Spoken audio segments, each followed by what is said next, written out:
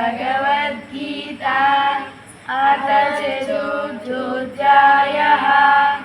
ज्ञानकर्मसन्न्यासयोगः। श्रीभगवानुवाच इमं विवस्वते योगं प्रोक्तवानहमव्ययम् विवस्वान्मनवे प्राह मनुरीक्ष्वा कवे ब्रवीत्।